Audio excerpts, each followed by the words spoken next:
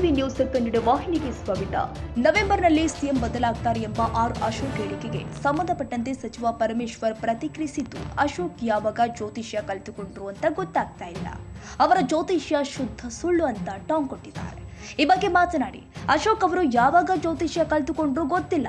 ಯಾವ ಟ್ರೈನಿಂಗ್ ಸ್ಕೂಲ್ನಲ್ಲಿ ಇದನ್ನ ಕಲಿತ್ರೋ, ಯಾವ ಜ್ಯೋತಿಷ್ಯ ಹೇಳ್ಕೊಟ್ಟಿದ್ದಾರೋ ಗೊತ್ತಿಲ್ಲ. ಆದ್ರೆ ನಮ್ಮ ಪಕ್ಷದಲ್ಲಿ ಸಿಎಂ ಬದಲಾವಣೆ ಸೂಚನೆ ಇಲ್ಲ. ಅವರ ಜ್ಯೋತಿಷ್ಯ ಸುಳ್ಳು ಅಂತ ಟಾಂಗ್ ಕೊಟ್ಟಿದ್ದಾರೆ.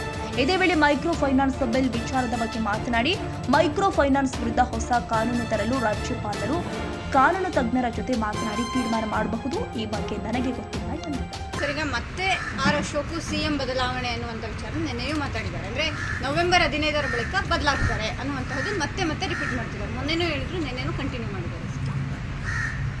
ಮತ್ತೆ ನಾನು ಅದೇ ಹೇಳಬೇಕು, ಜ್ಯೋತಿಷ್ಯ ಅವರಿಗೆ ಯಾವಾಗ ಕಲ್ತ್ಕೊಂಡ್ರು ಅಂತ. ಜ್ಯೋತಿಷ್ಯ ಹೇಳೋದನ್ನೇ ಯಾವಾಗ ಕಲ್ತ್ಕೊಂಡ್ರೋ ಗೊತ್ತಿಲ್ಲ. ಯಾವ ಟ್ರೈನಿಂಗ್ ಸ್ಕೂಲಲ್ಲಿ ಅವ್ರಿಗೆ ಜ್ಯೋತಿಷ್ಯ ಹೇಳ್ಕೊಟ್ಟಿದ್ದಾರೋ ಗೊತ್ತಿಲ್ಲ. ಅದು ಯಾವುದೂ ಕೂಡ ಅಂತಹ ಬದಲಾವಣೆಗಳು ನಮ್ಮ ಪಕ್ಷದಲ್ಲಿ ಅಂಥದ್ದು ಯಾವುದೂ ಕೂಡ ಸೂಚನೆ ಇಲ್ಲ. ಸರ್, ಇನ್ನೊಂದು ಸರ್, ಗ್ರೇಟರ್ ಬೆಂಗಳೂರು ಇಲ್ಲಿರ್ತದೆ, ಅದು ಸದನ ಸಮಿತಿ ರಚನೆ ಮಾಡಿತ್ತು ಸರ್. ಇನ್ನೂ ಅದು ಸಮಿತಿ ಸಭೆನೇ ಮಾಡಲಿಲ್ಲ. ಅದು ಪಬ್ಲಿಕ್ ಹಿಯರಿಂಗಿಗೆ ಸ್ವಲ್ಪ ಅವಕಾಶ ಕೊಡಬೇಕು ಅಂತೇಳಿ 4-5 ಕಡೆ ಪಬ್ಲಿಕ್ ಹಿಯರಿಂಗಿಗೆ ಏರ್ಪಾಟ್ ಮಾಡ್ಕೊಂಡಿದ್ದಾರೆ.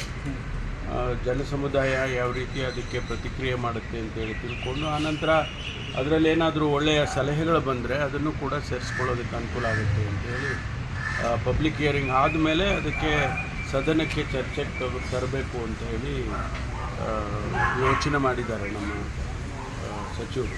ಅಲ್ಲಿ ತುಮಕೂರು ಸೇರಿಸಿ ಕೂಡ ಗ್ರೇಟರ್ ಬೆಂಗಳೂರು ಮಾಡಿರೋ ಒಳ್ಳೆಯದು ಅನ್ನೋಂಥ ಸಲಹೆ ಕೊಟ್ಟಿತ್ತು. ಈ 2ನೇ ಏರ್ಪೋರ್ಟಿಗಾಗಿ ಹಸಿರು ಬೇಡಿಕೆ ಇಟ್ಟಿದೆ ತಮಿಳುನಾಡು. ಹಸಿರು ಮಾಡಿ ನೀವು ಅವರು ಹೊಸೂರಿನ ಬೇಡಿಕೆ ಮೊದಲಿಂದನೂ ಇದೆ. ಅವರು ಮೊದಲಿಂದನೂ ಕೂಡ ಹೊಸೂರಲ್ಲಿ ಇಂಟರ್ನ್ಯಾಷನಲ್ ಏರ್ಪೋರ್ಟ್ ಮಾಡಬೇಕು ಅಂತೇಳಿ ಅವರು ಪ್ರಸ್ತಾವನೆಯನ್ನು ಕೇಂದ್ರಕ್ಕೆ ಕಳಿಸಿರ್ಬೋದು. ನಮ್ಮ ಇದು ಏನಂದರೆ, ನಮ್ಮಲ್ಲಿ ಬೆಂಗಳೂರಿನ ಈಗಿರ್ತಕ್ಕಂಥ ಇಂಟರ್ನ್ಯಾಷನಲ್ ಏರ್ಪೋರ್ಟಲ್ಲಿ ಜಾಸ್ತಿ ಪ್ರಯಾಣಿಕರದು ಸಂಖ್ಯೆ ಜಾಸ್ತಿ ಆಗಿದೆ. ಹ್ಯಾಂಡಲ್ ಮಾಡೋದು ಕಷ್ಟ ಆಗುತ್ತೆ. ಈಗ ಚೆನ್ನೈಗೆ ಹೋಗೋದಕ್ಕೆ 35-40 ನಿಮಿಷ ಆಗುತ್ತೆ, ಅಥವಾ ಮಂಗಳೂರಿಗೆ ಹೋಗೋದಕ್ಕೆ 35-40 ನಿಮಿಷ ಆಗುತ್ತೆ. ಆ 35 ನಿಮಿಷ ಹೋಗೋದಕ್ಕೆ 2 ಗಂಟೆ ತೊಗೊಳುತ್ತೆ.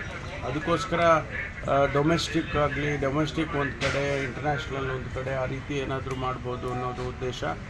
ಜೊತೆಗೆ ಆ ಇಂಟರ್ನ್ಯಾಷನಲ್ ಫ್ಲೈಟ್ಸ್ಗಳೇನು ಬೆಂಗಳೂರಿಗೆ ಹೆಚ್ಚಿನ ಸಂಖ್ಯೆಯಲ್ಲಿ ಬರ್ತಾ ಇದ್ದಾವೆ, ಅದಕ್ಕೂ ಅವಕಾಶ ಮಾಡಿಕೊಡ್ಬೇಕು ಅಂತ 2ನೇ ಏರ್ಪೋರ್ಟನ್ನು ಮಾಡಬೇಕು ಅಂತ ನಾವು ಯೋಚನೆ ಮಾಡಿದ್ದೀವಿ.